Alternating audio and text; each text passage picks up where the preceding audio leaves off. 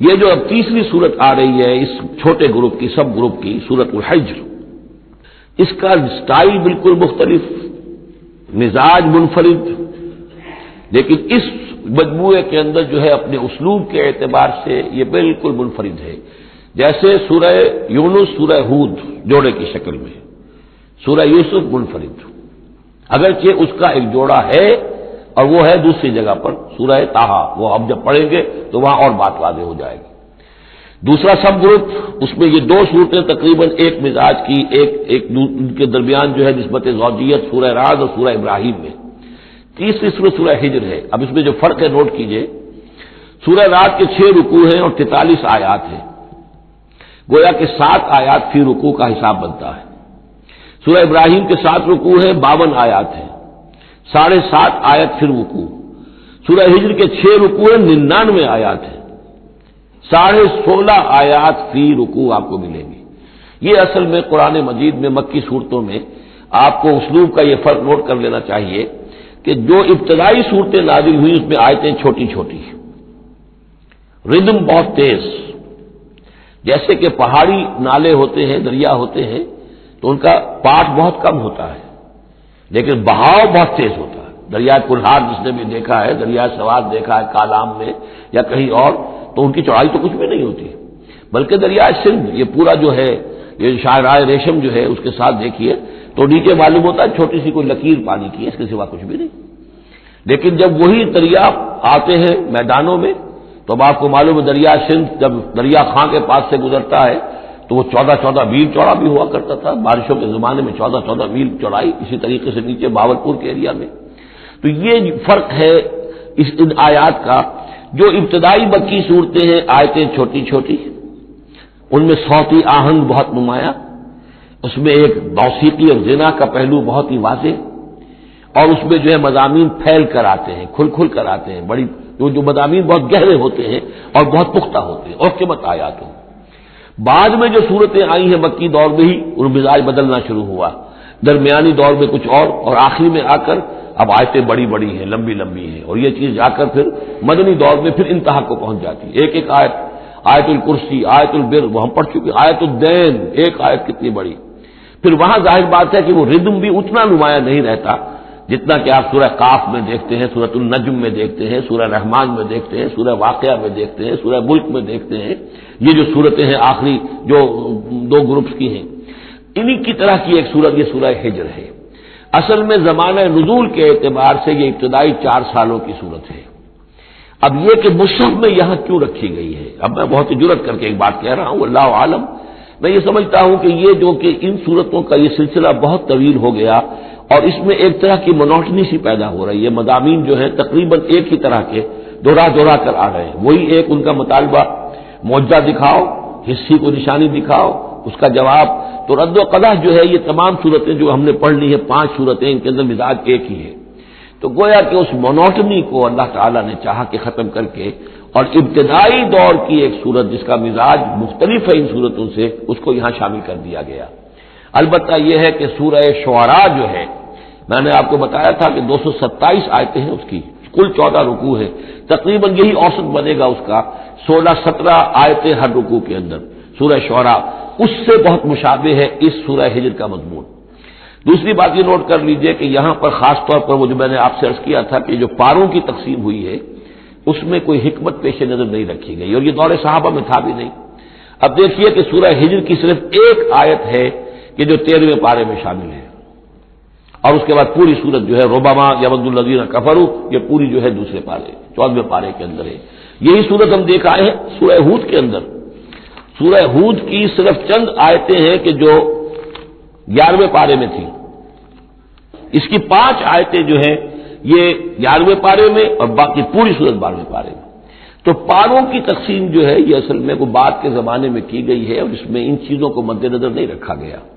جبکہ منزلیں پوری صورتیں، 3 صورتیں، 5 صورتیں، 7 صورتیں، جیسے کہ میں آپ کو بتا چکا ہوں۔ مکی اور مدنی صورتوں کے گروپ ہے پوری صورتیں، یہ گروپ جو ہیں ان کے اندر بھی اور منزلوں کے اندر بھی۔ منزلوں کا تذکرہ چونکہ دور صحابہ میں بھی پایا جاتا ہے، لیکن یہ کہ یہاں پر ہم دیکھتے ہیں کہ پاروں کے معاملے میں یہ چیز موجود نہیں ہے۔ بسم اللہ الرحمن الرحیم، الف لام را، یہ اس سلسلے کی آخری صورت ہے۔ اب الف لام را، 5 صورتیں الف لام را سے اور ایک صورت الف لام میم را۔ تلک آیات الکتاب و قرآن مبین، یہ اللہ کی کتاب کی آیات ہیں اور قرآن مبین کی آیات ہیں۔ ربما یود الذین کفروا لو کانوا مسلمین، ایک وقت آئے گا کہ وہ لوگ کہ جنہوں نے کفر کیا تھا حسرت کے ساتھ کہیں گے کاش کہ ہم اسلام لے آتے، وہ وقت آئے گا، ان کا کفر ان کے لیے حسرت بن جائے گا۔ ذرہم یاکلوا ویتمتعوا، اے نبی چھوڑیے ان کو، نظر انداز کر دیجئے، اپنی توجہ ان کی طرف سے ہٹا لیجئے، یہ کھا پی لیں، تمتع کر لیں، فائدہ اٹھا لیں، زمین کے اندر رہ کر جو کھانا پینا ہے، جو چرنا چگنا ہے کر لیں۔ وَيُلْهِهِمُ الْعَمَلُ، اور امیدیں ان کو غافل کیے رکھیں۔ یہ جو یلہہم العمل ہے، الہا یلہی الہاءً، غافل کر دینا۔ حدیث میں آتا ہے ما قل وکفا خیر مما کثر والہا، اگر کوئی شے کم ہے لیکن کفایت کر جائے، آپ کی ضرورت پوری ہو جائے، یہ اس سے کہیں بہتر ہے کہ زیادہ ہو اور وہ غافل کر دے۔ اگر زیادتی ہے، فراوانی ہے، رزق کی سر و سامان موجود ہے، ہر چیز، کوئی ضرورت کبھی اٹکتی نہیں، تو اللہ یاد نہیں آئے گا، اللہ سے غفلت ہو جائے گی۔ اس سے بہتر یہ ہے کہ ضرورت تو پوری ہو جائے، کسی کے سامنے دستے سوال دراز نہ کرنا پڑے، لیکن یہ ہے کہ اس سے زیادہ نہ ہو کہ تاکہ غفلت نہ ہو۔ ما قل وکفا خیر مما کثر والہا، الہاکم التکاثر، وہ صورت مبارکہ ذہن میں رکھیے۔ ویلہہم العمل، طول عمل کہلاتا ہے، یہ انسان لمبے لمبے نقشے بناتا چلا جاتا ہے، میں یوں کروں گا، پھر ایسے کروں گا، پھر اس طرح کروں گا، پھر اس سے یہ کہ وہ کارخانہ بنا لوں گا، پھر ایک اور کارخانہ بنا لوں گا، یا یہ کہ اپنے پروفیشن کے اندر یہ کام کروں گا، اس طرح آگے بڑھوں گا، اسی میں مگن رہتا ہے، زندگی ختم ہو جاتی ہے۔ فسوف یعلمون، تو ان قریب انہیں معلوم ہو جائے گا اور انہیں حقیقت جو ہے ان پر منکشف ہو جائے گی۔ وما اہلکنا من قریۃ الا ولہا کتاب معلوم، اور ہم نے کسی بھی بستی کو ہلاک نہیں کیا مگر یہ کہ اس کا وقت معین تھا لکھا ہوا، اس سے پہلے وہ عذاب نہیں آیا۔ ما تسبق من امۃ اجلھا وما یستاخرون، اور جب وہ وقت آ جاتا تھا تو نہ کوئی امت وہ اس سے پہلے آگے بڑھ سکتی تھی اور نہ وہ پیچھے کر سکتے تھے، وہ وقت تو معین ہے اللہ کا، تو نہ وہ پیچھے کر سکتے ہیں نہ امت آگے بڑھ سکتی ہے۔ وَقَالُوا يَا أَيُّهَا الَّذِي نُزِّلَ عَلَيْهِ الذِّكْرُ إِنَّكَ لَمَجْنُونٌ، اور بڑی ڈھٹائی کے ساتھ انہوں نے کہا اے وہ شخص جس کا یہ گمان ہے کہ اس پر ذکر نازل ہوا ہے۔ یہ ترجمہ میں کر رہا ہوں، ورنہ لفظی ترجمہ کیا ہوگا؟ اے وہ شخص جس پر ذکر نازل کیا گیا ہے، انک لمجنون، ہمارے نزدیک تو تم مجنون ہو، تمہارا دماغ خراب ہو گیا ہے، تم پر جن کا عصیق کا سایہ آ گیا ہے، یا تمہارا دماغی توازن صحیح نہیں رہا۔ لہذا بامحاورہ ترجمہ ہوگا اے وہ شخص، قالوا یا ایھا الذی، اے وہ شخص جو یہ سمجھتا ہے، جس کو یہ زوم ہے، جس کا گمان ہے، نزل علیہ الذکر، کہ اس پر اللہ کی طرف سے الذکر نازل ہوا ہے، یاد دہانی نازل ہوئی ہے، انک لمجنون، ہمارے نزدیک تو تم دیوانے ہو گئے ہو۔ معاذ اللہ ثم معاذ اللہ، لو ما تاتینا بالملائکۃ ان کنت من الصادقین، کیوں نہیں لے آتے فرشتوں کی فوج ہمارے سامنے اگر تم سچے ہو۔ ما ننزل الملائکۃ الا بالحق، اور اللہ تعالیٰ کی طرف سے جواب آ رہا ہے ہم نہیں اتارا کرتے فرشتوں کو مگر حق کے ساتھ۔ فرشتے تو آتے تو عذاب لے کر آتے ہیں، فیصلہ لے کر آتے ہیں۔ فرشتے آئے تھے حضرت لوط کی قوم کے اوپر اور سدوم اور عمورہ کی بستیوں پر عذاب لانے کے لیے آ گئے تھے، تو یہ فرشتوں کو بلانا چاہتے ہیں، اپنی شامت بلانا چاہتے ہیں۔ ما ننزل الملائکۃ الا بالحق، وہ تو آتے ہیں تو آخری فیصلے کے لیے آتے ہیں۔ وما كانوا اذا منذرین، اور پھر انہیں کوئی اور مہلت نہیں دی جاتی۔ انا نحن نزلنا الذکر وانا له لحافظون، یقیناً ہم ہی نے یہ ذکر نازل کیا ہے اور ہم ہی اس کے محافظ ہیں، ہم اس کی حفاظت کریں گے۔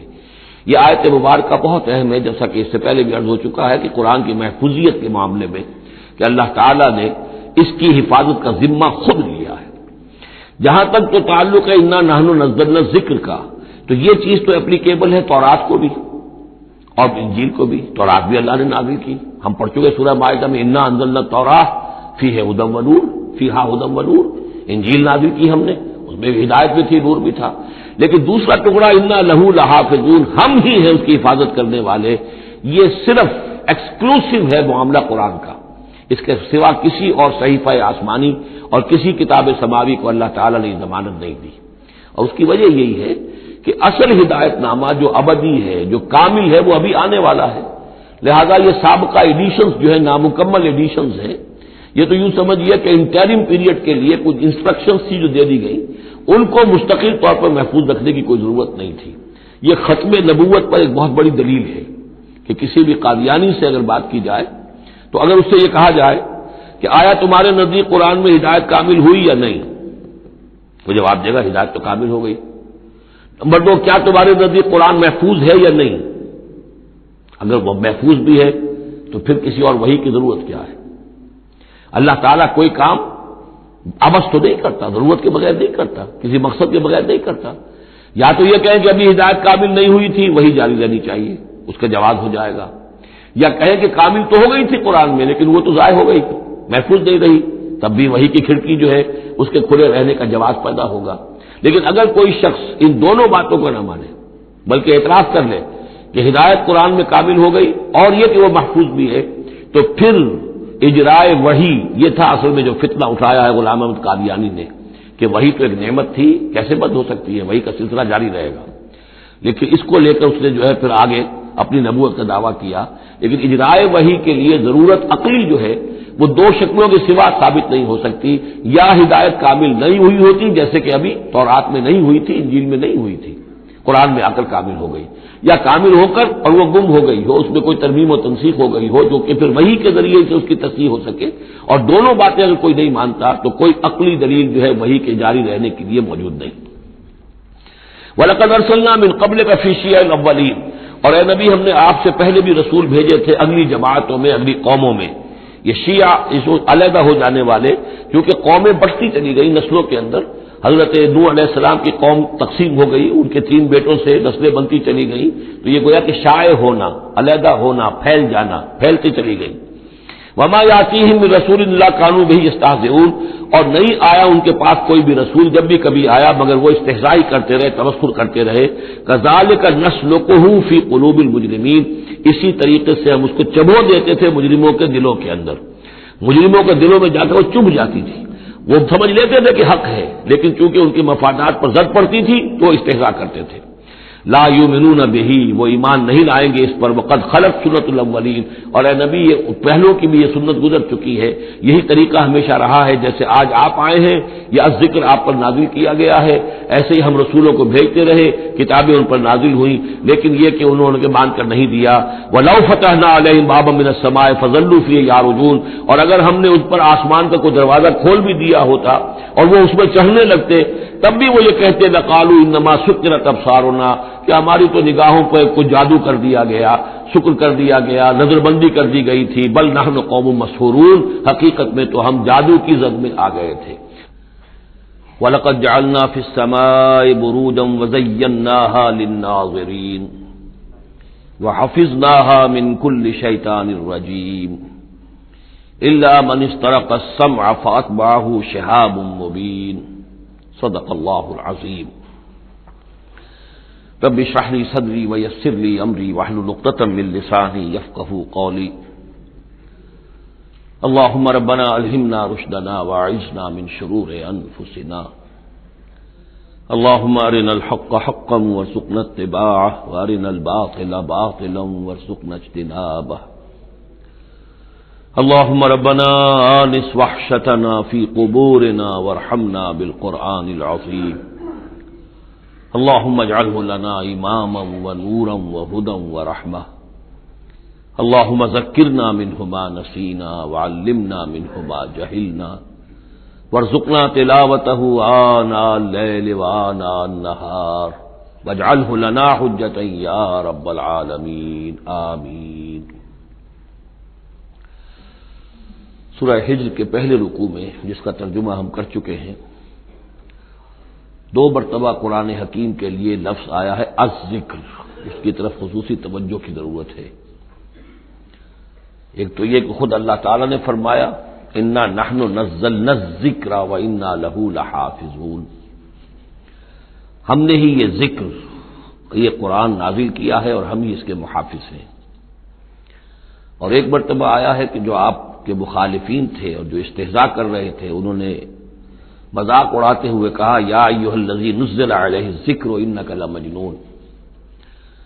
اے وہ شخص کہ جس کا گمان ہے کہ اس پر الذکر نازل ہوا ہے، ہم تو سمجھتے ہیں کہ تمہارا دماغی توازن ٹھیک نہیں رہا، یا یہ کہ تم پر کسی آسیب کا سایہ آ گیا ہے۔ یہ مجنون کی وضاحت بھی سمجھ لیجئے، مجنون جن سے بھی بنا ہے۔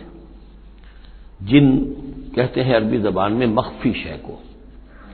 اس لیے جنین کہلاتا ہے وہ بچہ جو ابھی رحم مادر میں ہے، جو نظر نہیں آتا، چھپا ہوا ہے، معلوم تو ہے کہ بچہ ہے، پیٹ میں ہے، لیکن یہ کہ جنین ہے وہ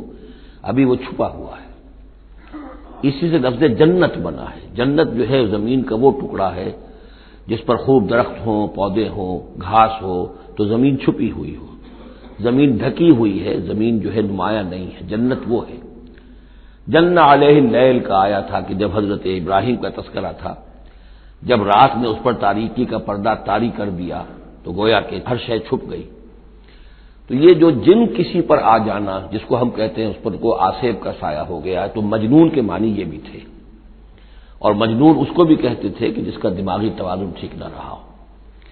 اور یہ بات خاص طور پر نوٹ کرنے کی ہے کہ یہ بات اصل میں حضور کے بارے میں بالکل ابتدائی دور میں کہی گئی تھی،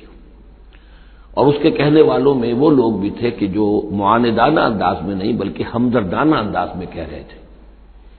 یعنی بالکل شروع میں جب حضور نے دعویٰ کیا نبوت کا اور فرمایا کہ اس طرح میں تھا وہاں غار حرا میں، اور وہاں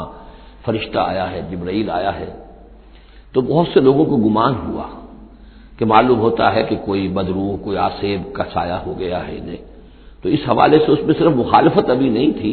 بلکہ اس میں ان کے لیے واقعتاً ایک بالکل چونکہ نئی بات تھی، لہٰذا یہ کہنے کا معاملہ جو ہے اس پہلو سے بھی تھا کہ اچھے بھلے آدمی تھے، ہم سوچتے تھے کہ واقعی یہ کئی کئی دن جا کے مراقبے کرتے ہیں، اب یہ رہتے ہیں وہاں غار میں اکیلے تنہا دن رات، تو کہیں کچھ ہو نہ جائے تو معلوم ہوتا کچھ ہو گیا، تو کوئی نہ کوئی جنون عارضہ ہو گیا ہے یا جن کا سایہ ہو گیا۔ تو اس لفظ کو بھی سمجھ لیجیے، اور جو بتانا تھا وہ یہ ہے کہ سورہ نون جو کہ بالکل ابتدائی دور میں نازل ہوئی ہے، جس کا نام سورہ قلم بھی ہے، 29ویں پارے کی دوسری سورت، اس میں بھی یہی بات جو ہے کہی گئی ہے۔ اسی کے حوالے سے میں آپ کو بتا رہا ہوں کہ یہ سورہ مبارکہ جو ہے بالکل ابتدائی دور کی صورتوں میں سے ہے، اسی مشابہت کی وجہ سے۔ قرآن مجید کا ذکر ہونا اس معنی میں ہے، کئی مرتبہ واضح کر چکا ہوں کہ قرآن کا فلسفہ یہ ہے کہ جو ایمانی حقائق ہیں، خاص طور پر اللہ کی ذات کا علم اور اس کی صفات کا علم،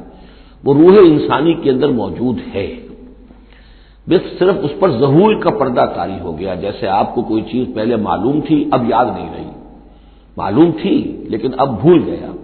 بھولنے کا مطلب کیا ہے کہ وہ آپ کی یادداشت کے ذخیرے میں کہیں نیچے اتر گئی ہے۔ وہ حافظ خانہ جو ہے ہر انسان کی میموری جو ہے، اب اس کے نہ معلوم کتنے تہخانے ہیں، ان میں کسی نچلے تہخانے میں جا کر چھپ گئی ہے، وہ آپ کے شعور کی سطح پر نہیں ہے۔ تو کوئی چیز جس کا اس سے تعلق ہو، وہ اگر سامنے آئے گی تو فوراً وہ چیز یاد آ جائے گی۔ ایک دوست سے سالہ سال ہو گئے ملاقات نہیں ہوئی، کبھی خیال بھی نہیں آیا،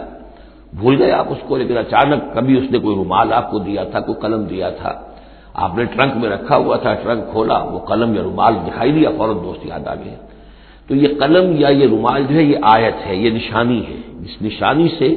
آپ کو ایک بھولی بسری بات یاد آ گئی۔ اسی طرح یہ آیات آفاقیہ، آیات انفسیہ، آیات قرآنیہ، یہ آیات ہیں، نشانیاں ہیں یاد دلانے کے لیے، تاکہ اللہ یاد آ جائے۔ حقیقت میں اللہ تعالیٰ کا علم اور اللہ کی معرفت سوئی ہوئی ڈورمنٹ پوزیشن میں، ڈورمنٹ کنڈیشن میں ہماری روح میں موجود ہے۔ تو الذکر، دی ریممبرنس یا دی ریمائنڈنگ، یہ اصل میں وہ چیزیں کہ جو روح انسانی کے اندر موجود ہیں، لیکن جن پر ظہور کے اور نسیان کے پردے پڑ گئے ہیں، ان پردوں کو ہٹا کر تازہ کرنا۔ وَلَقَدْ جَعَلْنَا فِي السَّمَاءِ بُرُوجًا، اور ہم نے آسمان میں برج بنائے۔ یہ بھی ابھی ہم نہیں کہہ سکتے کہ ان کی اصل حقیقت کیا ہے، یہ بھی آیات متشابہات میں سے شمار ہوں گے۔ وَزَيَّنَّاهَا لِلنَّاظِرِينَ، اور ہم نے اسے مزین کر دیا ہے آسمان کو اور برجوں کو دیکھنے والوں کے لیے، جو بھی ستارے نظر آتے ہیں، کیا رنگا رنگ نقشہ آسمان پر نظر آتا ہے۔ وَحَفِظْنَاهَا مِنْ كُلِّ شَيْطَانٍ رَجِيمٍ، البتہ اب یہ وہ بات ہے جو ایمان بالغیب کے حوالے سے ہمیں ماننی ہوگی کہ ان ستاروں کا ایک کام یہ بھی ہے کہ اللہ تعالیٰ نے ان کو گویا کہ پہرے کی جگہیں بنایا ہے، ہم نے حفاظت کی ہے ان کی ہر شیطان رجیم سے، جو بھی شیطان مردود ہے اس کی طرف سے حفاظت کا یہ سارا سامان ہے کہ جو آسمانوں میں کیا گیا ہے۔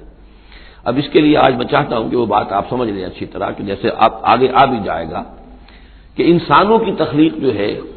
وہ تو یوں سمجھیے اس کائنات کے تخلیق کے اعتبار سے بڑی ریسنٹ شے ہے، بڑی ماضی قریب کی بات ہے۔ انسانوں سے بہت پہلے جنات پیدا کیے گئے تھے،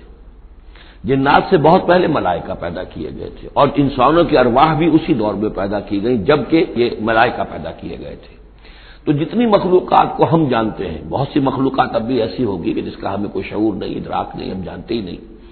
جیسے ابھی ہمیں ریسنٹلی معلوم ہوا وائرس بھی کسی بلا کا نام ہے، اس سے کچھ پہلے ہمیں معلوم ہوا بیکٹیریا بھی کسی چیز کو کہتے ہیں، ورنہ یہ کہ ان چیزوں کا کوئی علم ہمیں نہیں تھا۔ ابھی پتہ نہیں اور کیا کیا چیزیں ہیں کہ جو ظہور میں آنے والی ہیں،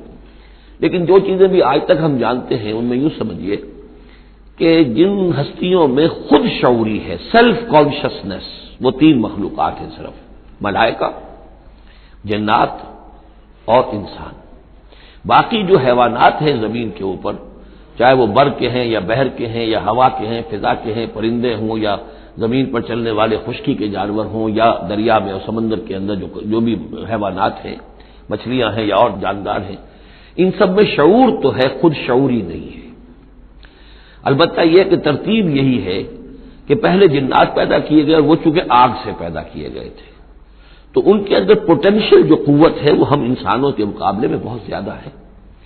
اور ان کی رسائی اس کائنات میں بہت دور تک ہے۔ مثلا میرا یہ گمان ہے، باقی چیزیں تو میں خاص وثوق سے کہہ رہا ہوں، لیکن میرا گمان یہ ہے کہ جو سولر سسٹم ہے، کیونکہ ہماری اس پوری جو فیملی ہے، یہ خاندان ہے، جو یہ سولر سسٹم ہے، سورج کا کنبہ کہلاتا ہے، تو اس کا جو منبع سرچشمہ ہے وہ سورج ہے، اور معلوم ہوتا ہے کہ اسی کی آگ سے اور اسی کی لپٹ سے اور جنات کی تخلیق ہوئی ہے۔ تو یہ جنات، سولر سسٹم پورا کا پورا جو ہے وہ جنات کے دائرے میں داخل ہے، وہ اس میں آ جا سکتے ہیں۔ اس کے لیے انہیں کسی راکٹ کی ضرورت نہیں، کسی مشین کی ضرورت نہیں، کسی اور ذرائع کی ضرورت نہیں، بلکہ اس کی استعداد ان کے اندر موجود ہے۔ یہ پھر اپنی اس استعداد سے فائدہ اٹھا کر اس سے آگے جب ملائکہ کے ذریعے سے کچھ احکام اترتے ہیں، آسمان سے اللہ تعالیٰ کی کوئی تدبیر ہے، ملائکہ کے حوالے کیے گئے ہیں، تو یہ پھر ان سے کچھ نئی چیزیں اچکنے کی کوشش کرتے ہیں تاکہ وہ جا کر انسانوں میں سے جو وہ عامل لوگ ہیں، کاہن لوگ ہیں، ان کو جا کے ان کو کچھ بتا دیں کہ اب یہ ہونے والا ہے۔ اس لیے کہ ملائے اعلیٰ میں فیصلہ ہو گیا، اللہ تعالیٰ کے ہاں ایک چیز کی تدبیر جو ہے وہ طے ہو گئی، اب اللہ تعالیٰ نے فرشتوں کے حوالے کیا ایگزیکیوشن کے لیے۔ ایسے ہی ہے جیسے کہ پریزیڈنٹ ہاؤس سے تو ایک حکم جو ہے وہ جاری ہو گیا، اب اس کا اجرا ہوا ہے، اب کوئی ٹائپ کرے گا، ٹائپ کر کے اسے ڈسپیچ کرے گا، وہ پھر کسی جگہ پر پہنچے گا، پہنچتے وقت لگے گا۔ اگر وہ جو ٹائپسٹ ہے جس نے ٹائپ کیا ہے وہ ٹیلی فون کرتے کہ صاحب اب یہ حکم آنے والا ہے، وہ تو آ جائے گا، تو ظاہر بات ہے وہ حکم تو پہنچ گیا اس کو، اور اس کے حوالے سے وہ جس شخص کو اس نے یہ خبر دے دی ہے وہ اپنی دکان چمکا سکتا ہے کہ دیکھیے مجھے پہلے سے معلوم تھا کہ یہ حکم آنے والا ہے۔ تو اس کائناتی حکومت کے اندر یہ سلسلہ ہے جس کے لیے کہ پھر اللہ تعالیٰ نے اس سولر سسٹم سے آگے کی جو بھی یونیورس ہے اس میں، یہ میرا گمان ہے جو میں عرض کر رہا ہوں، اللہ عالم، اس میں جنات کو آگے بڑھنے سے روکنے کے لیے ان ستاروں کے اندر وہ میزائلز نصب کر رکھے ہیں کہ جب بھی کوئی جنات میں سے ادھر آگے ٹریس پاس کرنے کی کوشش کرتا ہے تو اس پر وہ میزائل پھینکا جاتا ہے، جس کو ہم شہاب ثاقب کہتے ہیں۔ یہ ہے پورا نظام کہ جو یہاں ہمارے سامنے آ رہا ہے۔ تو اس کی یہ حقیقت بہت حد تک تو یوں سمجھیے کہ ایمان بالغیب، کل من عند ربنا، ہمارے رب کی طرف سے ہے، ہم اس پر ایمان رکھتے ہیں، لیکن اب کسی نہ کسی حد تک یہ چیزیں جو ہے، جو بھی ہماری سائنٹیفک اب جو ارتقا ہو رہا ہے، ترقی ہو رہی ہے، اس کے ساتھ کسی نہ کسی درجے میں کورابوریشن ہو جاتی ہے۔ وَحَفِظْنَاهَا مِنْ كُلِّ شَيْطَانٍ رَجِيمٍ، اور ہم نے حفاظت کر لی ہے ان آسمانوں کی ان شیاطین سے کہ جو مردود ہیں، إِلَّا مَنِ اسْتَرَقَ السَّمْعَ، سوائے اس کے کہ جو کچھ چرا کے لے بھاگا، مطلب یہ کہ فرشتہ نازل ہو رہا ہے اور فرشتے کے ساتھ احکام بھی ہیں، چونکہ وہ نوری ہے، یہ ناری ہے، نور اور نار کے درمیان فاصلہ بہت تھوڑا ہے، بہت قرب ہے، لہذا اس کی بدولت اسی وجہ سے یہ جن تھا عزازیل، لیکن فرشتوں کے ساتھ اس کا اٹھنا بیٹھنا تھا، انہی میں شامل تھا، اسی لیے ان کی جو آپس میں جو ان کا قرب ہے اس کی وجہ سے فرشتوں سے کوئی اچک لیتے ہیں۔ إِلَّا مَنِ اسْتَرَقَ السَّمْعَ، اگر کسی نے کوئی چیز سن لی اور سن کر وہ بھاگا، فَأَتْبَعَهُ شِهَابٌ مُبِينٌ، تو اس کا پیچھا کرتا ہے ایک انگارہ چمکتا ہوا۔ یہ مثائلز ہیں کہ جو اللہ تعالیٰ نے نصب کیے ہوئے ہیں۔ والارض مددناها، اور زمین کو ہم نے پھیلا دیا جیسے بستر پھیلایا جاتا ہے، والقینا فیہا رواسیا، اور اس میں ہم نے لنگر ڈال دیے۔ یہ پہاڑ جو ہے قرآن مجید بار بار کہتا ہے کہ زمین کا جو اسٹیبلائزنگ ایفیکٹ ہے ان پہاڑوں کا زمین کی حرکت کے دوران۔ فَأَنبَتْنَا فِيهَا مِن كُلِّ شَيْءٍ مَوْزُونٍ، اور اس میں ہم نے اگا دی ہر شے جو کہ بہت ہی اندازے سے ہے، یعنی یہ کہ جو بھی کوئی ایک شے بھی اگر ایک حد سے آگے بڑھ جائے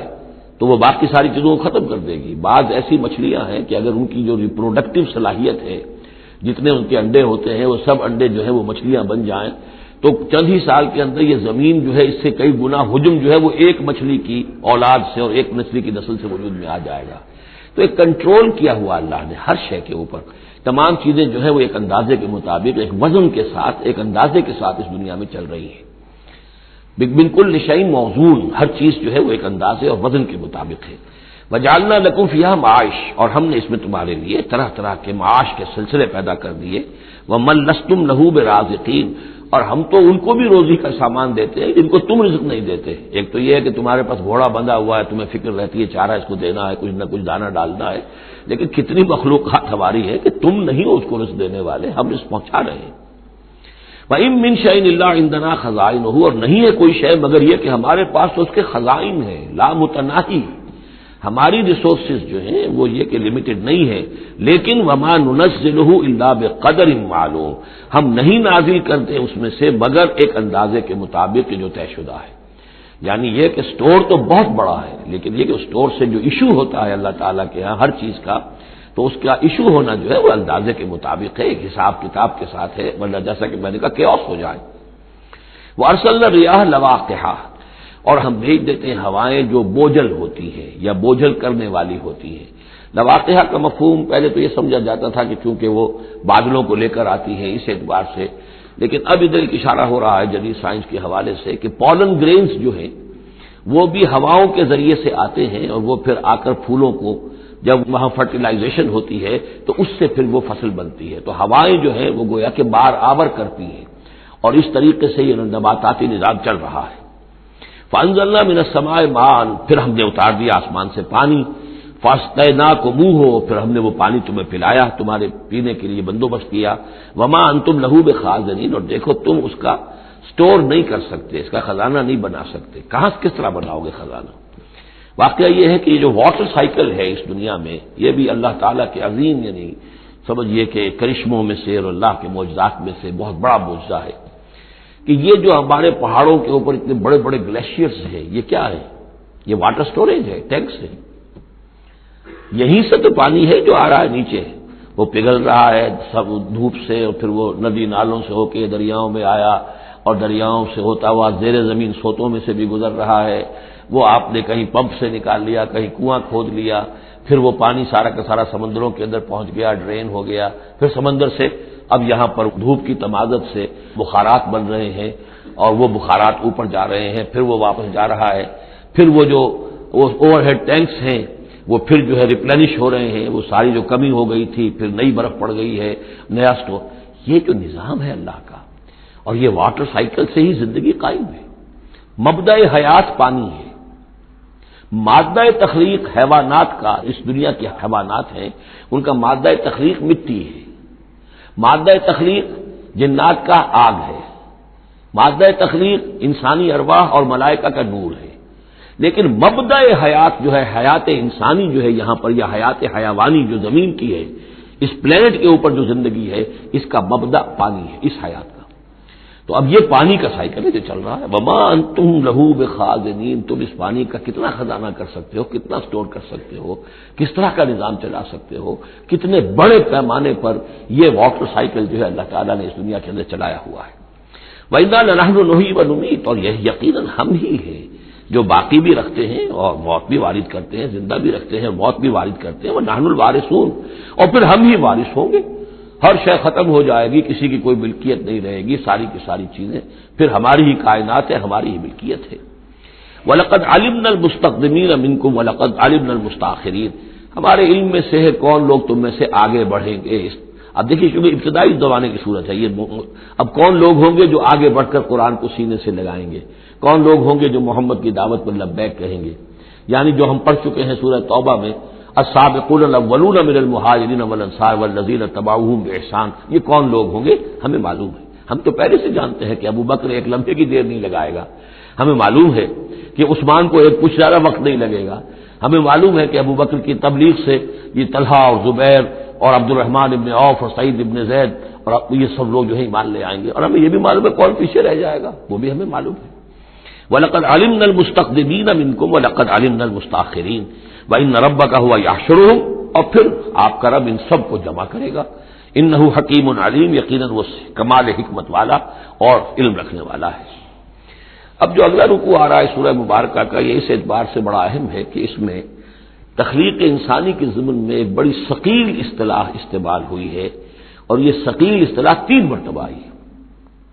اب ظاہر بات ہے کہ قرآن مجید جو ہے اگر اس طرح کی کوئی شکل اختیار کرتا ہے تو کوئی نہ کوئی حکمت اور ضرورت اس کی پشت پر ہوتی ہے. وَلَقَدْ خَلَقْنَا الْإِنسَانَ مِنْ صَلْصَالٍ مِّنْ حَمَإٍ مَّسْنُونٍ، اور یقیناً ہم نے انسان کو بنایا ہے اس مٹی سے جو سنی ہوئی تھی گارے کی اور پھر سوکھ کر کھنکنے لگی. حَمَإٍ مَّسْنُون، سنا ہوا گارا جس میں سے بدبو بھی اٹھ رہی ہو. دیکھیے یہ جو انسان کے مادہ تخلیق کے ضمن میں قرآن میں الفاظ آئے ہیں اب ان کو گنتے جائیے. نمبر 1 تراب، مٹی سے بنایا انسان کو. مٹی میں پانی مل گیا، گارا بن گیا تو اس کو کہتے ہیں تین، من تین. خلقتنی من نار وخلقتہ من تین، یہ سورہ اعراف میں ہم پڑھائے ہیں. ابلیس نے کہا تھا کہ مجھے تو نے بنایا آگ سے اور اس کو بنایا آدم کو گارے سے، اور مجھے حکم دے رہا ہے کہ میں اس کے سامنے جھکوں. میں تو اس کے سامنے نہیں جھک سکتا. 3 کے بعد آیا 3 لازب، گارا پڑا رہے تو وہ جب اس کے اندر چپچپاہٹ پیدا ہو جاتی ہے. اور یہ پرانے زمانے میں ہوتا تھا، اب تو میں سمجھتا ہوں کہ جدید نسل کو تو ان چیزوں کا علم ہی نہیں ہے. کچے گھر بنتے تھے تو انہیں لیپتے تھے، پوتتے تھے، گارا بناتے تھے، تغاری ہوتی تھی. پھر مٹی کے اندر تھوڑی سی توڑی ڈال دیتے تھے. کوئی آرگینک میٹر ڈالیں گے تو فرمنٹیشن ہوگی، فرمنٹیشن ہوگی تو لیس سا اٹھے گا.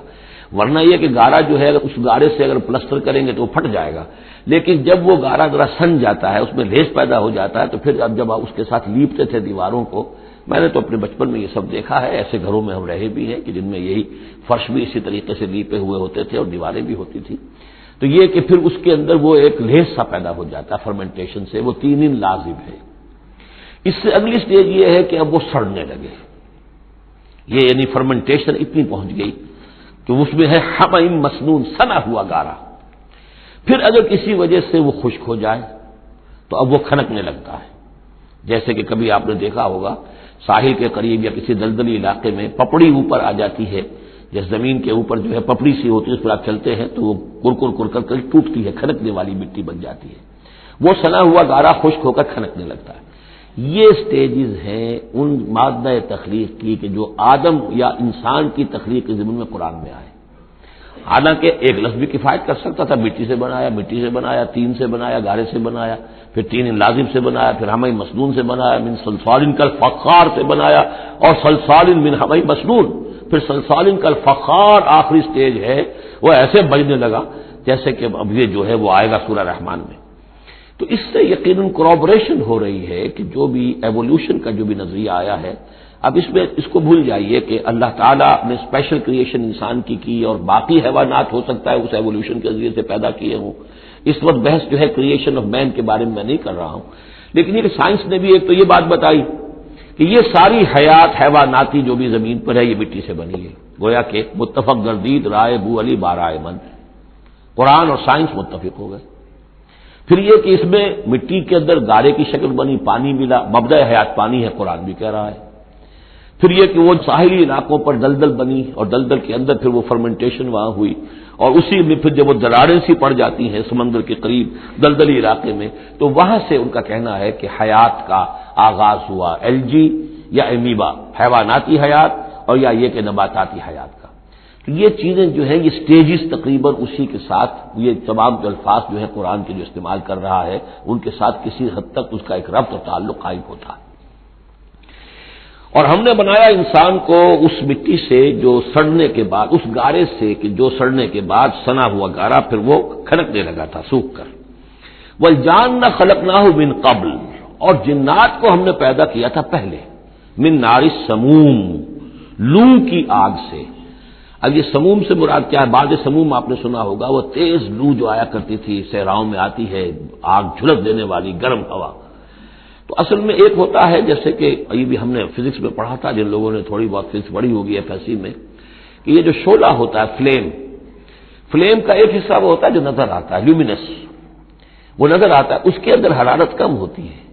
اور ایک انویزیبل جو ہوتا ہے اس کے گرد حالہ جو نظر نہیں آتا، اس میں ہوتی ہے تیزی شدید جو ہوتی ہے، سب سے زیادہ ٹیمپریچر جو ہوتا ہے وہ اس میں ہوتا ہے کہ جو اس کا حصہ نظر نہیں آتا۔ اس حصے سے، آگ کی اس لو کی لپٹ سے، یا لو کی لپٹ سے جو بھی اسے کہیں، اس سے ہم نے جنات کو پیدا کیا۔ لیکن یہ سمجھ لیجئے کہ اس سے جنات پیدا کیے گئے، لیکن وہ آگ نہیں ہے۔ ہم مٹی سے پیدا کیے گئے لیکن مٹی نہیں ہے۔ اب ایک یہ کہ قلب ماہیت ہو چکی ہے، ہمارا جو یہ پروٹوپلازم ہے، جو ہمارے ٹیشوز ہیں، باڈی ٹیشوز، وہ مٹی تو نہیں ہے، اگرچہ سورس مٹی ہے، بنے مٹی سے ہے، لیکن اب مٹی نہیں ہے۔ دوبارہ اگرچہ پھر یہ گل سڑ کر مٹی ہو جائیں گے، اس وقت مٹی نہیں ہے۔ اسی طریقے سے جنات آگ سے بنائے گئے لیکن آگ نہیں ہے، ہاں ان کا مادہ تخلیق آگ ہے۔ اور دوسرا یہ معلوم ہو گیا کہ وہ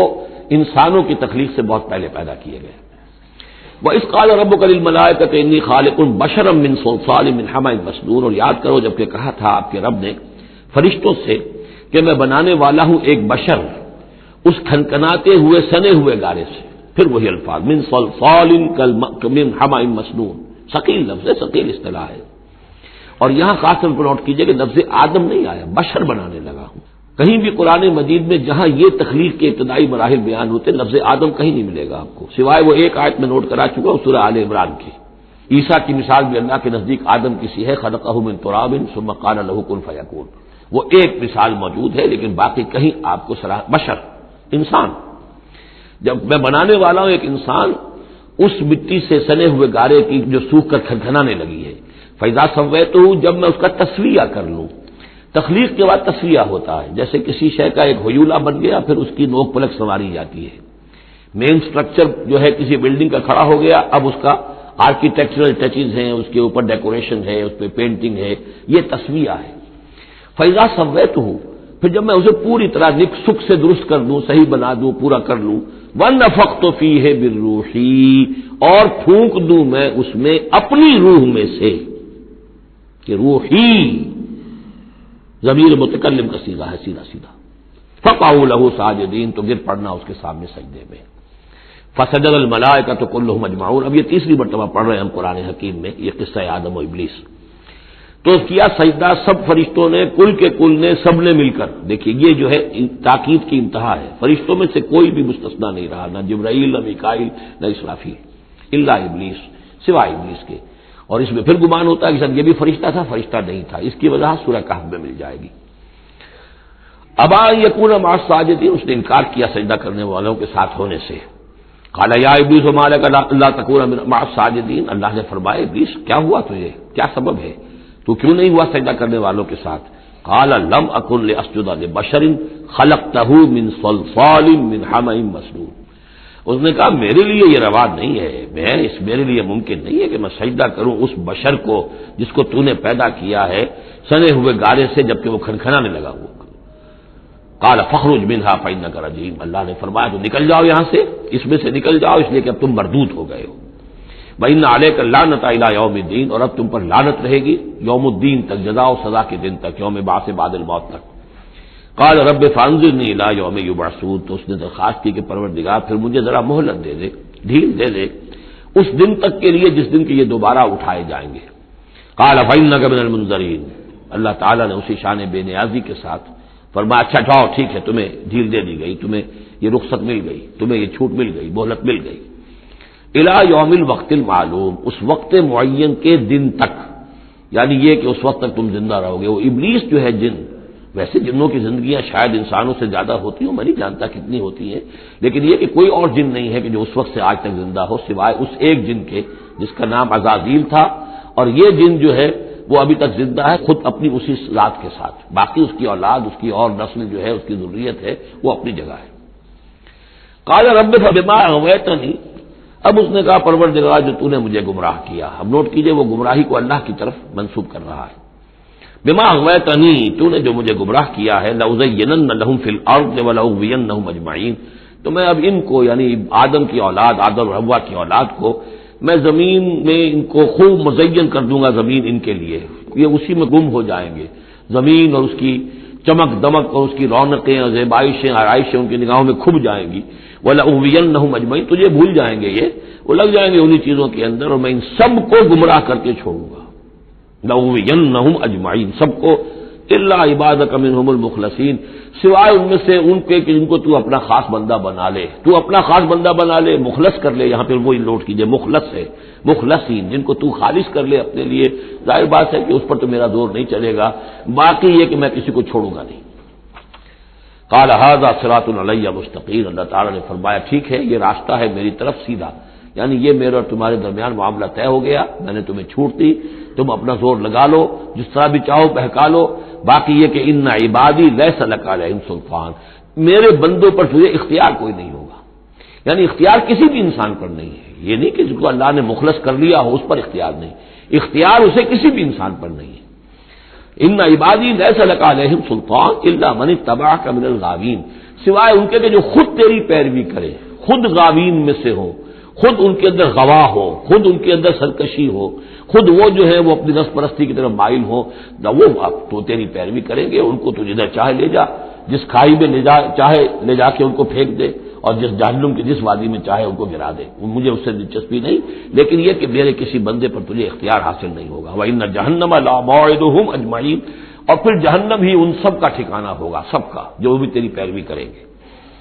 لہا سبعۃ ابواب، اس جہنم کے 7 دروازے ہیں، لِكُلِّ بَابٍ مِّنْهُمْ جُزْءٌ مَقْسُوم، اور ان میں سے ہر دروازے کے لیے ہم نے ایک اس کا نصیب مقرر کر رکھا ہے کہ اتنے جن اتنے انسان اس سے جائیں گے، ہو سکتا ہے کہ وہ بڑے بڑے کبیرہ گناہوں کے حوالے سے کہ یہ لوگ جو ہے جو ان گناہوں میں ملوث ہوں گے وہ اس دروازے سے جائیں گے، جو ان گناہوں میں ملوث ہوں گے وہ اس سے جائیں گے، واللہ اعلم۔ ان المتقین فی جنات وعیون، اب وہی سائملٹینیس کنٹراسٹ کہ جب جہنم والوں کا تذکرہ ہوا تو متقین کا بھی، اور جو اہل تقوی ہوں گے فی جنات وعیون، وہ ہوں گے جنتوں میں، باغات میں اور چشموں میں، ادخلوها بسلام آمنین، ان سے کہا جائے گا داخل ہو جاؤ ان باغات میں پورے امن کے ساتھ، کوئی خوف نہیں، کوئی اندیشہ نہیں۔ وَنَزَعْنَا مَا فِي صُدُورِهِم مِّن غِلٍّ، یہ مضمون پہلے بھی آ چکا ہے، اور ہم نکال دیں گے ان کے دلوں میں سے جو کچھ قدورت ہوگی، اہل ایمان کی آپس میں کوئی شکوہ، کوئی شکایت، کسی سے کوئی تکدر ہو، کوئی غل ہو، وہ ہم نکال دیں گے۔ عَلَىٰ سُرُرٍ مُتَقَابِلِينَ، وہ بیٹھے ہوئے ہوں گے تختوں کے اوپر ایک دوسرے کے آمنے سامنے۔ جب کسی سے ناراضگی ہو تو آدمی آنکھیں چار نہیں کرتا بلکہ نظر چڑا جاتا ہے، لیکن جب کوئی ایسی بات نہیں، دل صاف ہے، تو آمنے سامنے بیٹھ کے باتیں کریں گے، سینگ آئی ٹو آئی۔ متقابلین لا یمسہم فیہا نصب، انہیں نہیں پہنچے گی اس میں نہ تو کوئی تکان، وما ہم منہا بمخرجین، نہ پھر وہ اب اس سے نکالے جائیں گے، جب اہل جنت میں داخل ہونے کے بعد کسی کا وہاں سے نکلنے کا امکان نہیں۔ نبئ عبادی، اے نبی میرے بندوں کو بتا دیجئے، انی انا الغفور الرحیم، کہ میں یقیناً غفور ہوں، رحیم ہوں۔ میری اصل شان تو یہ ہے، لیکن وان عذابی هو العذاب العلیم، میری ایک دوسری شان بھی ہے، اور وہ یہ ہے کہ میرا عذاب تو وہ بھی بہت دردناک عذاب ہے، لہذا کوئی آدمی جو ہے وہ نڈر نہ ہو جائے، نچلت نہ ہو جائے، وہ میری مغفرت کی امید بھی رکھے، میری رحمت سے آس بھی لگائے رکھے، لیکن یہ کہ میرے عذاب سے ڈرتا بھی رہے، بین الخوف والرجاء، یہ کیفیت رہنی چاہیے۔ وَنَبِّئْهُمْ عَنْ ضَيْفِ ابراہیم، اور ذرا ان کو بتا دیجئے حالات ابراہیم کے جو مہمان آئے تھے ان کے بارے میں، وہی جو پہلے ہم پڑھ چکے ہیں سورہ ہود میں۔ اذ دخلوا علیہ فقالوا سلاما، جب وہ داخل ہوئے حضرت ابراہیم کے ہاں، مکان پہ آئے، انہوں نے کہا سلام۔ قال انا منکم وجلون، تو حضرت ابراہیم نے کہا کہ ہمیں تو تم سے کچھ خوف آ رہا ہے، آپ لوگ کون ہیں، ذرا اپنی آئیڈینٹی بتائیے۔ قالوا لا تخف انا نبشرک بغلام علیم، انہوں نے کہا کہ نہیں ڈریے نہیں، ہم تو آپ کو ایک بڑے صاحب علم بیٹے کی بشارت دینے آئے ہیں۔ قال بشرتمونی علی ان مسنی الکبر فبم تبشرون، تو حضرت ابراہیم نے فرمایا کہ یہ کیا بشارت آپ مجھے دے رہے ہیں، اس کے باوجود، علی یہاں علی الرغم کے معنی میں، اس کے باوجود کہ مجھ پر بڑھاپا طاری ہو چکا ہے، تو ذرا سوچ سمجھ کے بشارت دیجیے، کوئی غلطی تو نہیں لگی ہے آپ کو۔ قالوا بشرناک بالحق، انہوں نے کہا نہیں ہم نے بشارت آپ کو دی ہے حق کے ساتھ، قطعی اور حقیقی بات ہے، شدنی امر ہے، یہ ہو کر رہنے والا ہے۔ فلا تکن من القانتین، تو اے ابراہیم آپ تو پھر نا امید لوگوں میں سے تو نہ ہو جائیے، مایوس نہ ہو جائیے۔ قال ومن یقنط من رحمت ربہ الا الضالون، تو حضرت ابراہیم نے کہا کہ ہاں یہ بات تو آپ صحیح کہہ رہے ہیں، اللہ تعالیٰ کی رحمت سے مایوس تو صرف وہی ہو سکتے ہیں جو گمراہ ہوں۔ یہ اللہ کی قدرت، اللہ کی رحمت، عین بڑھاپے میں اللہ مجھے اولاد دے دے، 87 برس کی عمر میں بیٹا دے دے، جیسے اس نے حضرت یحییٰ کی والدہ کو، جو کہ بالکل بانجھ رہی ساری عمر، اور حضرت زکریا جو ہیں بہت بوڑھے ہو چکے تھے، اسی طریقے سے معاملہ یہاں بھی ہوا ہے۔ قال فما خطبکم ایھا المرسلون، اب انہوں نے پوچھا کہ اے فرشتادو، اے جو بھیجے گئے ہو، ایلچی ہو، تمہارا کیا معاملہ ہے، یعنی کس قدر جا رہے ہو، کیا قصد ہے، کیا ارادہ ہے؟ قالوا انا ارسلنا الى قوم مجرمین، ان کا کہ ہمیں بھیجا گیا ہے ایک مجرم قوم کی طرف، الا آل لوط، سوائے آل لوط، لوط کے گھر والوں کو، اس کے گھر والوں کو تو ہم بچا لیں گے، انا لمنجوہم اجمعین، ان سب کو ہم بچا لیں گے، نجات دیں گے، الا امرأتہ، اس میں بھی ایک استثناء ہے سوائے اس کی بیوی کے، قدرنا انہا لمن الغابرین، ہم نے یہ اندازہ کر لیا ہے کہ وہ جو ہے پیچھے رہنے والوں میں سے ہوگی۔ فلما جاء آل لوط المرسلون، تو جب یہ لوط کے گھر پہنچے یہ فرشتادے بھیجے ہوئے اللہ کی طرف سے ایلچی جو آئے تھے، قال انکم قوم منکرون، وہی بات حضرت لوط نے فرمائی کہ آپ لوگ کچھ اجنبی سے لوگ ہیں، میں آپ کو جانتا نہیں، آپ کون لوگ ہیں، کہاں سے تشریف لائے ہیں؟ قالوا بل جئناک بما كانوا فيه يمترون، ان کا نہیں بلکہ ہم تو وہ شے لے کر آئے ہیں آپ کے پاس جس کے بارے میں یہاں کے رہنے والوں کو شک تھا۔ آپ جب کہتے تھے کہ اگر تم باز نہیں آؤ گے، ان خبیث فعل کو نہیں ترک کرو گے، شرک سے باز نہیں آؤ گے تو تم پر اللہ کا عذاب آئے گا، یہ اس میں شک کرتے تھے، مذاق اڑاتے تھے، اب وہ شے ہم لے کر آئے ہیں۔ وَأَتَيْنَاكَ بِالْحَقِّ وَإِنَّا لَصَادِقُونَ، اب ہم اللہ تعالیٰ کے آخری فیصلے کے ساتھ، قطعی اور شدنی فیصلے کے ساتھ آئے ہیں اور ہم سچے ہیں، جو بات ہم کہہ رہے ہیں وہ درست ہے۔ فَأَسْرِ بِأَهْلِكَ بِقِطْعٍ مِّنَ اللَّيْلِ، تو آپ اپنے گھر والوں کو لے کر نکل جائیے رات کے ایک حصے میں، کہ ابھی رات باقی ہو، صبح ہونے سے پہلے پہلے نکل جائیے، وَاتَّبِعْ أَدْبَارَهُمْ، اور آپ بھی ان کے پیچھے پیچھے جائیے، وَلَا يَلْتَفِتْ مِنكُمْ أَحَدٌ، اور کوئی آپ میں سے پیچھے مڑ کر اب دیکھے نہیں، یعنی کوئی دوستی، کوئی یاد آ رہی ہو، کوئی تعلقات اب ستا رہے ہوں دل کو۔ وَامْضُوا حَيْثَ تُؤْمَرُونَ، اور اب چلے جائیے وہاں جہاں آپ کو حکم ہوا ہے، وَقَضَيْنَا إِلَيْهِ، اور یہ بات ہم نے اس کو بتا دی، یہ فیصلہ ہم نے کنوے کر دیا اسے، ذَلِكَ الْأَمْرُ، یہ فیصلہ، ان دابر هؤلاء مقطوع مصبحین، کہ ان لوگوں کی جڑ صبح ہوتے ہی کاٹ دی جائے گی، یعنی یہ کہ اس پوری قوم کو تہس نہس کر دیا جائے گا، دونوں شہر جو ہے نسیہ منسیہ کر دیے جائیں گے، یہاں کوئی ایک متنفس بھی نہیں بچے گا۔ وجاء اہل المدینہ یستبشرون، اور اب آئے لوگ وہ دوڑے ہوئے بدماش لوگ جو ہیں وہ خوشیاں مناتے ہوئے آئے کہ بڑے خوبصورت لڑکے جو ہیں آج مہمان ہو کر آئے ہیں لوط کے ہاں، تو ہمارے لیے بڑا اچھا موقع ہے۔ قال ان هؤلاء ضیفی فلا تفضحون، حضرت لوط نے ان سے کہا یہ دیکھو میرے مہمان ہیں، مجھے رسوا نہ کرو، واتقوا اللہ ولا تخزون، اللہ کا تقوی اختیار کرو اور میری بے آبروئی مت کرو۔ قالوا اولم ننهک عن العالمین، انہوں نے کہا کہ دیکھو لوط، ہم نے تمہیں تمام جہانوں والوں سے روکا ہوا نہیں ہے کہ تم ٹھیکہ مت لو کسی کا، ہم جس کے ساتھ جو چاہیں کریں، تم کون ہوتے بیچ میں آنے والے، تم کو ٹھیکیدار بن گئے ہو پوری دنیا کے۔ اولم ننهک، کیا ہم نے منع نہیں کیا تمہیں کہ تمام جہان والوں کی حمایت میں نہ کھڑے ہو جایا کرو؟ قال هؤلاء بناتی ان کنتم فاعلین، ان کا ہی میری بیٹیاں حاضر ہیں، اگر تمہیں کچھ کرنا ہی ہے تو یہ کہ ظاہر اللہ تعالیٰ نے تمہارے لیے جو جوڑے بنائے ہیں تو وہ تو عورتیں ہیں، تو وہ ہے، میں عرض کر چکا ہوں، اس سے مراد یہ بھی لی گئی ہے کہ میری قوم کی جو یہ بیٹیاں ہیں تمہارے گھروں میں پڑی ہیں جن کو تم نے چھوڑا ہوا ہے، اصل میں تو تمہارے لیے اللہ تعالیٰ نے وہ فطری راستہ بنایا تھا، یا یہ کہ انہوں نے اتمام حجت کے لیے، جس کو کہتے ہیں پنجابی میں برے کو گھر پہنچانا، یہ آخری بات بھی کہی ہو کہ میں ایسا ہی اگر کوئی معاملہ ہے تو کوئی دو بڑے سردار جو ہیں انہیں کہا ہو کہ میں اپنی بیٹیوں کا نکاح تم سے کیے دیتا ہوں، تمہیں اگر کوئی اس طرح کی کوئی حاجت ہے۔ لعمرک انہم لفی سکرتہم یعمہون، تو انہوں نے کہا، یہ اللہ تعالیٰ کی طرف سے ہے، قسم ہے تیری جان کی، وہ لوگ تو اپنے اس نشے کی حالت میں بدمست تھے اور بالکل اندھے ہو گئے تھے، عین میم ہے والا ہے، یہ دل کے اندھے ہو چکے تھے۔ فاخذتہم الصیحۃ مشرقین، تو پھر انہیں آ پکڑا ایک چنگھاڑ نے، اجالا ہونے کے وقت، مشرق، یہ مشرق نہیں ہے مشرق ہے، مشرق ہے اجالے کی جگہ، صبح جہاں سے نکلتی ہے وہ مشرق ہے، شرق کے معنی جو ہے اصل میں وہ روشنی ہے، تو اسی سے یہ مشرقین، صبح ہونے کا وقت، سورج نکلتے وقت جب اجالے کا وقت ہوا تو ان کے ایک چنگھاڑ نے آ پکڑا، فجعلنا عالیہا سافلہا، تو ہم نے اس کے اوپر والے حصے کو نچلا بنا دیا، یعنی تل پٹ کر دیا، وہ گری پوری بستی جو ہے وہ اٹھا کر پٹک دی گئی کہ چھتیں نیچے اور اس کی جو بنیادیں تھیں وہ اوپر۔ وَأَمْطَرْنَا عَلَيْهِمْ حِجَارَةً مِّن سِجِّيلٍ، اور پھر ہم نے ان پر بارش برسائی، سجیل، مٹی کے کنکروں کی بارش، ان فی ذلک لآیات للمتوسمین، یقیناً اس میں نشانیاں ہیں ان لوگوں کے لیے جو حق کے متلاشی ہوتے ہیں۔ یہ جو اسم کا لفظ ہے الف سین میم، اور الف جو ہے اس میں در حقیقت جو اصل اس کا حروف اصلیہ میں سے نہیں ہے، سین میم ہے اصل، یہ ہوتے علامت، اسم کے معنی بھی علامت ہے، یہ میرا نام ہے، یہ آپ کا نام ہے، یہ علامت ہے کہ جس سے میرے نام سے آپ پہچانتے ہیں۔ تو جو لوگ علامتوں سے متوسم باب تفاعل بن جائے گا، جو علامتوں سے حقیقت کو پہچاننا چاہے، جو آیات آفاقیہ، آیات تاریخیہ، آیات انفسیہ، آیات قرآنیہ سے حقیقت کو جاننا چاہیں، ان فی ذلک لآیات للمتوسمین وانھا لبسبیل مقیم، اور وہ جو بستیاں تھیں وہ سیدھی راہ پر واقع ہوئی تھی، یعنی یہ سیدھا راستہ تھا جو یمن سے جاتا تھا فلسطین تک، میڈیٹرینین کے ساحل تک، اور یہ سیدھا راستہ تھا کیروان روٹ، مشرق و مغرب کے درمیان یہی لنک تھا، سویز کینال تھی نہیں، اور ابھی یہ راستہ جو تھا round the Cape of Good Hope, یہ تو کہیں جا کر 1498 میں واسکو ڈی گاما نے تلاش کیا ہے، تو یہ راستہ معلوم ہی نہیں تھا، سویز کینال تھی نہیں، تو ساری جو مشرق اور مغرب کی ٹریڈ ہوتی تھی وہ یہ تھی کہ ہندوستان اور چین اور یہ جاوا ملایا وغیرہ جو ہے یہ ہند چینی کے جتنے یہ سب سامان آتا تھا یمن کے ساحل پر، یورپ کے سارے ممالک کا سامان آ جاتا تھا شام کے ساحل پر، فلسطین کے ساحل پر، اب ان دو کے درمیان یہ قافلے چلتے تھے، یہ کیروانز تھے کہ جو ان جہاں سے لے کر سامان ادھر، ادھر کا سامان ادھر، یہ راستہ ہے امام مقیم، سبیل المقیم اس کو کہا گیا، سیدھا راستہ، سیدھی شاہراہ، اسی پر یہ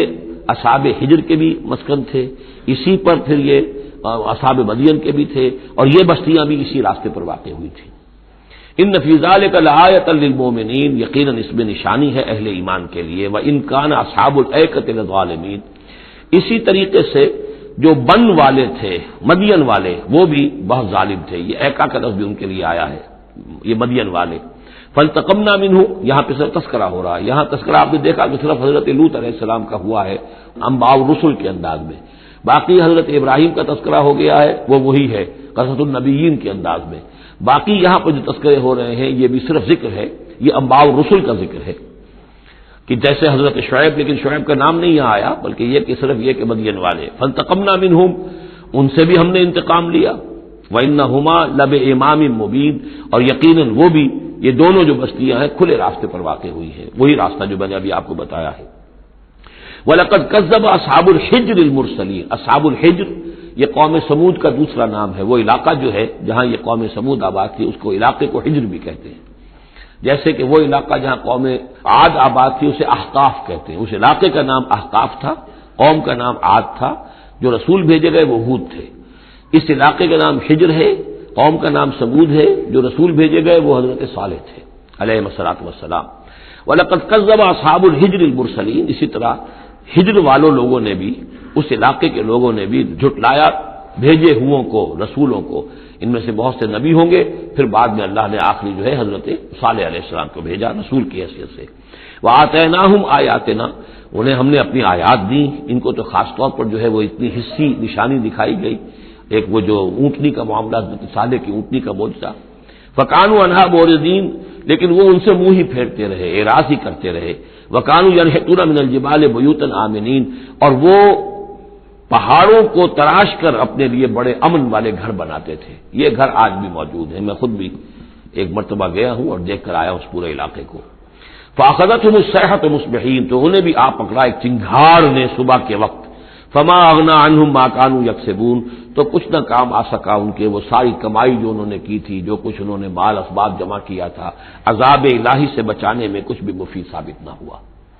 تو اس سورہ مبارکہ میں گویا کہ حضرت شعیب کا نام لیے بغیر ان کا ذکر آ گیا، حضرت صالح کا نام لیے بغیر ان کا ذکر آ گیا،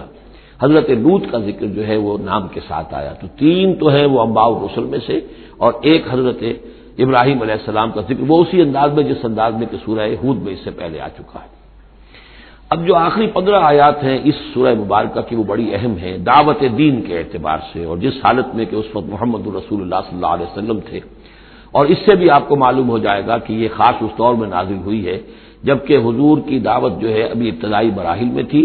اور ابھی آپ کو پہلے تو آپ کی دعوت کا دور تھا کہ آپ پرسن ٹو پرسن دعوت دے رہے تھے، علل اعلان اس معنی میں نہیں، ڈنکے کی چوٹ نہیں، بلکہ جن سے تعلق تھا، جن سے دوستی تھی، جن سے پرانی واقفیت تھی، جسے آپ کہیں گے کہ پرسن ٹو پرسن جو ہے دعوت چل رہی تھی، اگرچہ کوئی دور بھی حضور کی دعوت میں انڈر گراؤنڈ دور کا نہیں آیا ہے، خفیہ دعوت ایک دن کے لیے بھی نہیں۔ بعض لوگ اس دور میں بعض تحریکیں ایسی ہیں کہ جو اس کو خفیہ سے تعبیر کرتی ہیں کہ انڈر گراؤنڈ موومنٹ تھی یہ، تو یہ غلط ہے۔ انڈر گراؤنڈ دعوت کا حضور کی دعوت میں سیرت میں ایک دن بھی نہیں ہے۔ البتہ یہ ضرور ہے کہ جیسے ایک نیچرل ایک تدریج ہوتی ہے، اس کے اندر ایک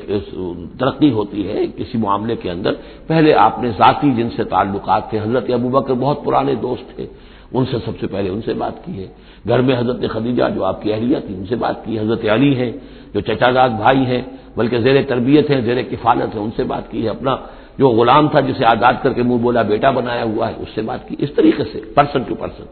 لیکن پھر یہ کہ تقریباً 3 سال کے بعد پھر آپ کو حکم ہوا کہ اب آپ ڈنکے کی چوٹ علی اعلان دعوت شروع، وہ آیت اس صورت میں آ رہی ہے۔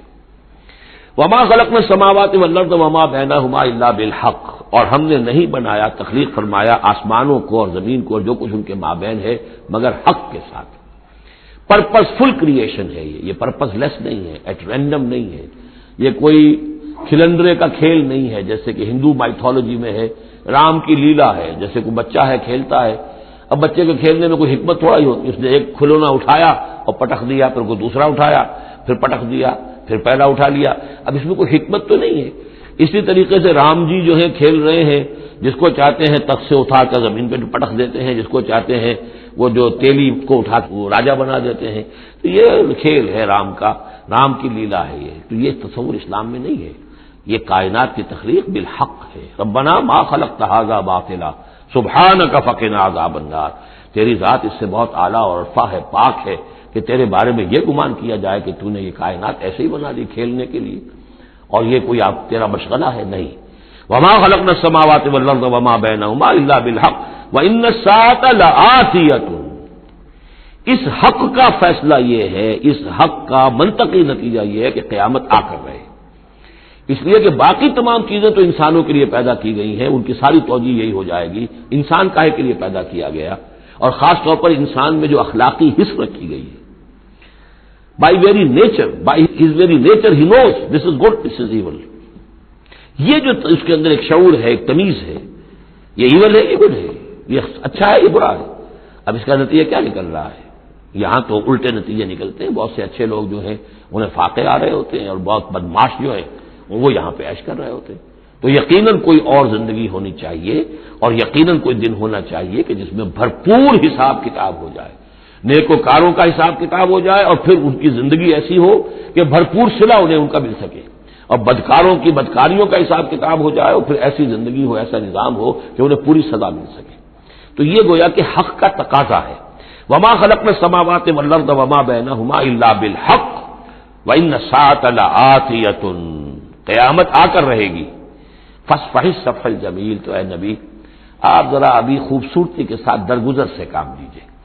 یعنی یہ کہ یہ مجرم کہیں بھاگ کے نہیں چلے جائیں گے، ہماری پکڑ سے نکل نہیں جائیں گے، قیامت آئے گی،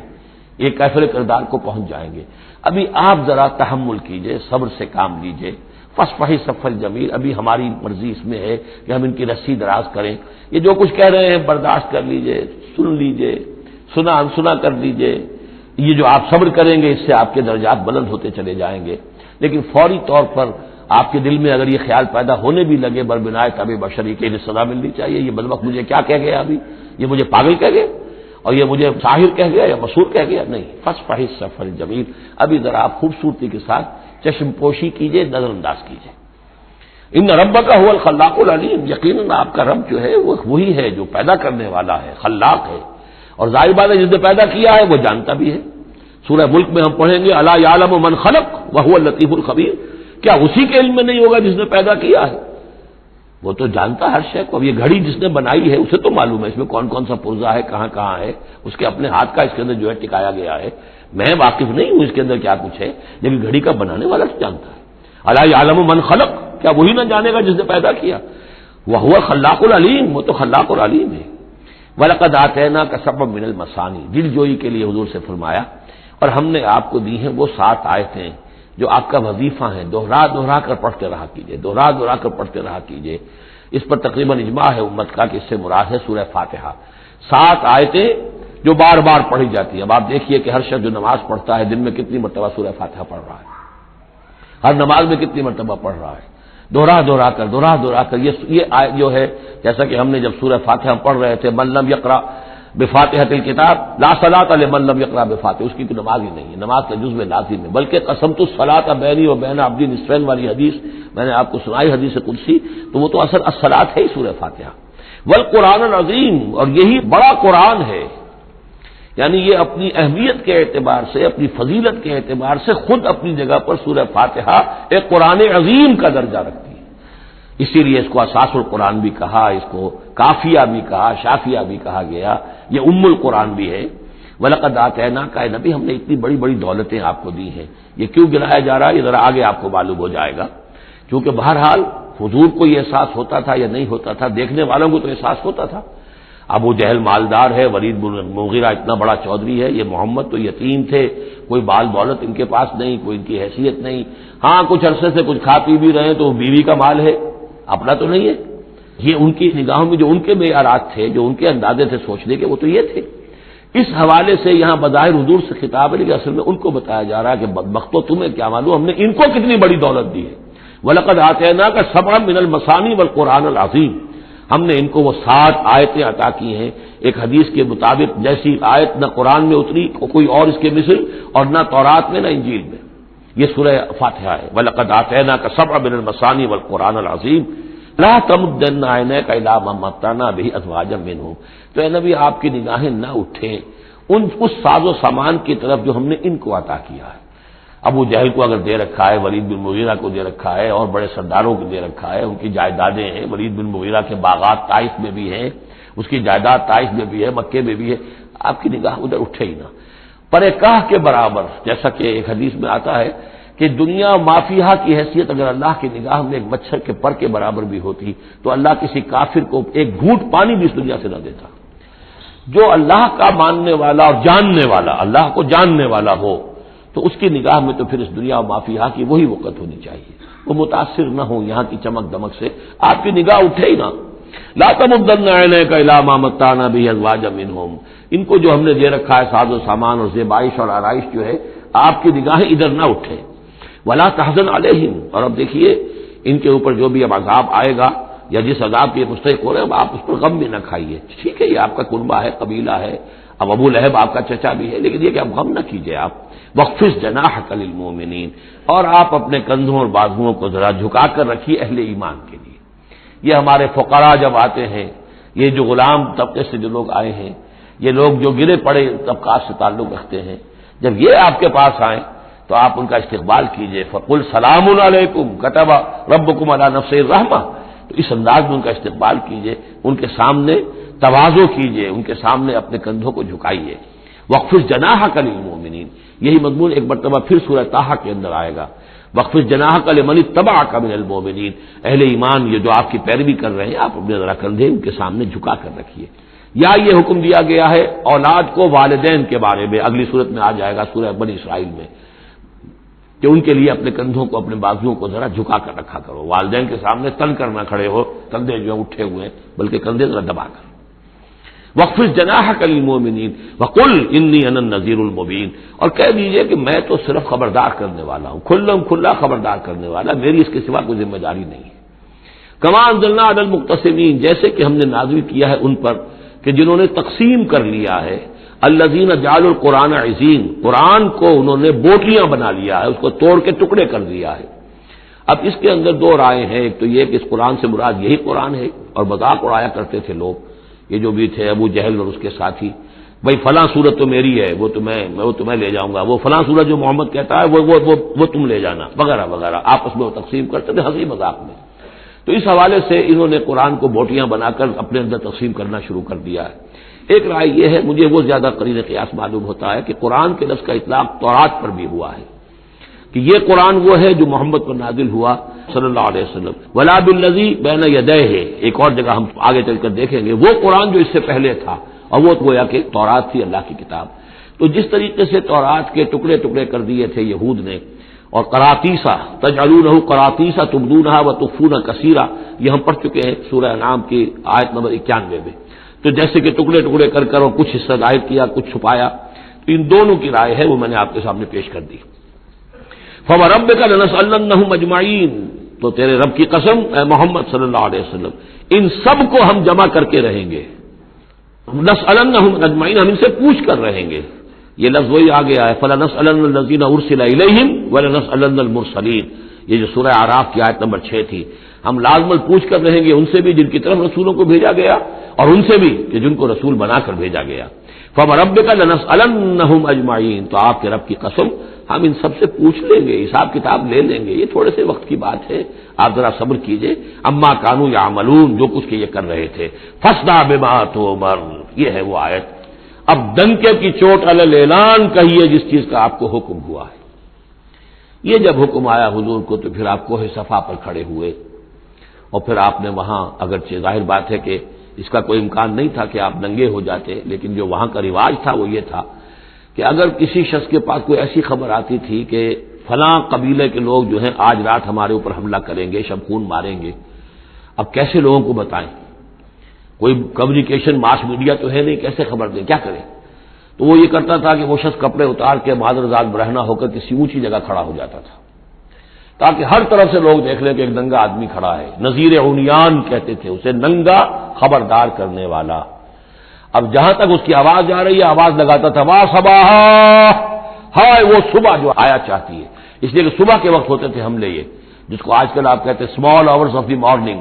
وہ بہت غفلت کا وقت ہوتا ہے آدمی کا. صبح رات کے 2-3 بجے جو ہے ٹھنڈی ٹھنڈی نیند آئی ہوتی ہے، اس وقت وہ آتے تھے، حملہ کرتے تھے، لوٹ مار کرتے تھے، قتل کرتے تھے اور بھاگ جاتے تھے. تو وا صباح، ہائے وہ صبح جو آیا چاہتی ہے. تو اب لوگ دوڑتے تھے کہ بھائی کہاں کی خبر آئی ہے، کون ہے، کون سا قبیلہ ہے، کس کے بارے میں اطلاع ہے، اطلاع صحیح ہے غلط ہے. تو یہ ان کا رواج تھا. تو حضور نے یہ کیا، صرف ایک چیز اس میں سے نکال دی. ننگے ہونے کا سوال نہیں تھا معاذ اللہ، لیکن آپ بھی کھڑے ہو گئے کوہ صفا پر، وا صباح کا نعرہ لگایا. اب لوگ آئے دوڑے، کوئی خبر دی ہے، محمد دینا چاہتے ہیں، کوئی بات ہے، بڑی اہم کوئی بات ہے. وہاں آپ نے پھر اپنی دعوت پیش کی. تو اسی مجمع میں پھر ابو لہب نے کہا تھا تبا لک لہذا جمعتنا، تمہارے لیے ہلاکت ہو، ہمیں اس کام کے لیے جمع کیا تھا، ہم اپنے بڑے بڑے اہم کاموں میں لگے ہوئے تھے. وہ مہاجن تھا، کہیں مہاجنی سود اپنا لین دین کا حساب کر رہا ہوگا بیٹھا ہوا. میں وہ سب چھوڑ کر آیا ہوں کہ کوئی خاص اہم بات تم نے بتانی ہے، لیکن تم نے یہ کیا کیا. تو یہ ہے وہ واقعہ، اور اس سے معلوم ہو جاتا ہے کہ یہ سورہ مبارکہ جو ہے اسی دور کی، ابتدائی دور کی ہے. فاصدع بما تؤمر واعرض عن المشرکین، تو ڈنکے کی چوٹ کہیے اب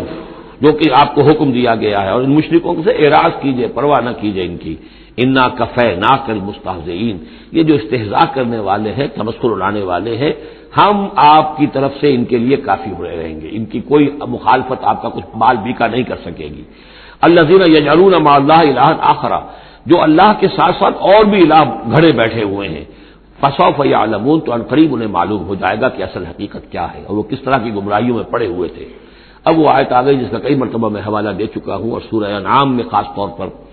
وَلَقَدْ نَعْلَمُ، اے نبی ہمیں خوب معلوم ہے، اَنَّكَ يَضِيقُ صَدْرُكَ بِمَا يَقُولُونَ، کہ جو کچھ یہ لوگ کہہ رہے ہیں اس سے آپ کا سینہ بھیجتا ہے. کسی نے پاگل کہہ دیا، کسی نے مجنون کہہ دیا، آصیب کا سایہ آ گیا، کوئی ہمدردی کے انداز میں آ کے کہتا ہے. عتبہ ابن ربیعہ ایک دفعہ آیا،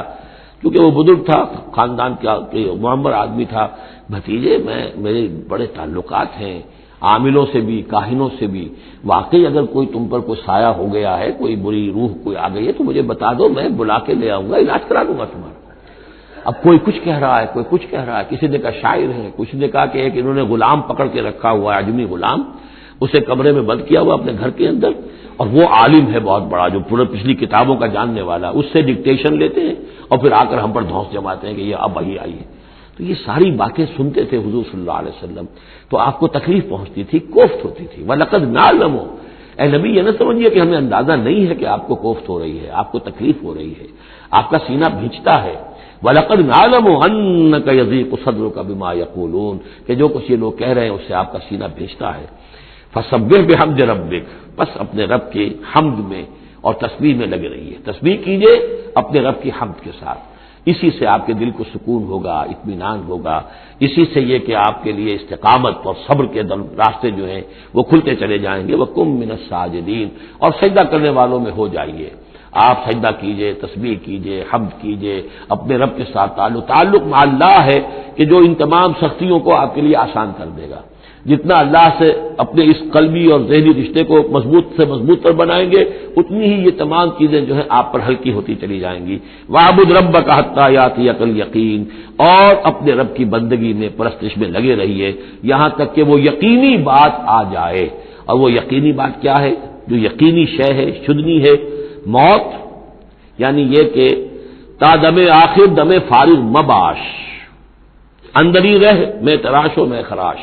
آخری وقت تک اس بندگی میں اپنے لگے رہیے، جو بھی آخری موت جب تک آ جائے۔ یا موت سے مراد یہ بھی ہو سکتا ہے یقین سے، یقینی بات اللہ کی مدد آ جائے، اللہ کی طرف سے غلبہ حاصل ہو جائے اور اللہ تعالیٰ کی نصرت آ جائے، اللہ کا فیصلہ آ جائے، لیکن عام طور پر گمان یہی ہے کہ اس سے مراد موت ہے۔ وَاعْبُدْ رَبَّكَ حَتَّىٰ يَأْتِيَكَ الْيَقِينُ، اور اپنے رب کی بندگی اور پرستش میں لگے رہیے یہاں تک کہ وہ یقینی شے وقوع پذیر ہو جائے۔ بارک اللہ لی و لکم فی القرآن العظیم ونفعنی وإیاکم بالآیات والذکر الحکیم۔